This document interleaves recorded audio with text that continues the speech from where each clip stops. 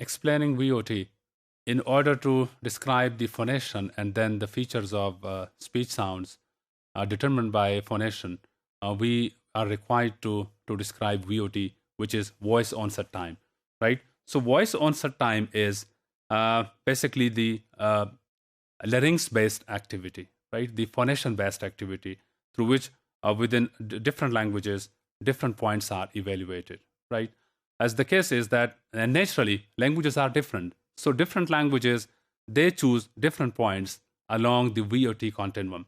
Since VOT is a continuum, we start with like the minus and then zero and then going ahead, right? So this is a continuum. So within on this continuum, basically, languages choose differently which position to acquire. That's the description of VOT. There are possibilities, like in the case of aspirated and voiced sounds, right? Because when the aspirated sound is there, the VOT is in plus, right? In plus value, right? So aspirated is on one extreme of this continuum, and then the voiced sound, which is when a sound is voiced, right? And the voicing is started earlier, so that would be the VOT on negative. So most aspirated sound, most voiced sound. These are different, positions where a language can choose any point for itself, right? And these are the possibilities through which we can further classify that whether which language has which position. Like, is it the most aspirated sound possible for the stop in a language, or the most voiced sound possible for a language, right? And we can also compare different sounds within a language, right? Like the VOT for a stop, which is voiced, or VOT for a stop, which is aspirated, and also for voiceless and aspirated. So these are the possibilities which are done within a VOT. It's a contrast.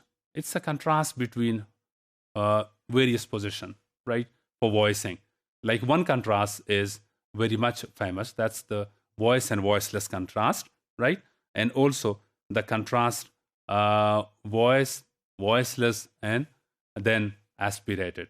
So that's a contrast. We are giving contrast, differences of languages, and also we are giving similarities within languages. And for that purpose, we are required to calculate the VOT of stops. So how to calculate the VOT of a stop? Let me give you one description, one diagram through which you can also understand the measuring of VOT, like how to measure voice onset time, right?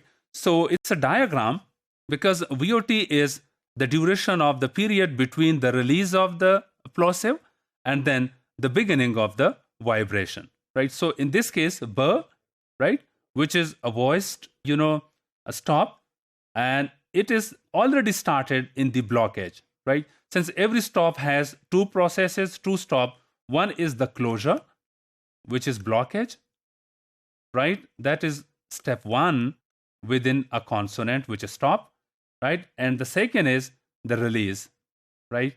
The plosion, right? Release, basically, the plosion, okay? Which is burst.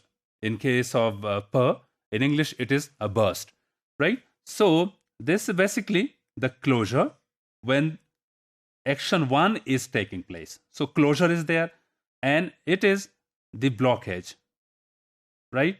And then this is the release, right? So in case of release, basically, when the voice is released, when the speech sound, the stop is released, then in the case of B, this vibration, right, this line, right, this is, the voicing shape, right, it is already started, right? And in the case of the P, which is unaspirated P, right, like English P, when it is there, so it is taking place at the same time when the release is done. So it starts with the release, right? And there is no minus VOT in this case, in the case of P, right? And then in the case of P, when there is this aspiration above it, right? Like the P, then it is taking some time to start. The voicing takes some time to start. And in this case, it is the plus VOT.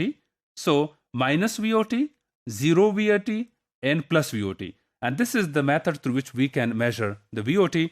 We can also record sound, and then on the basis of the record, we can see through the waveform that from which point is the release taking place, and then from which point is the voicing starting up.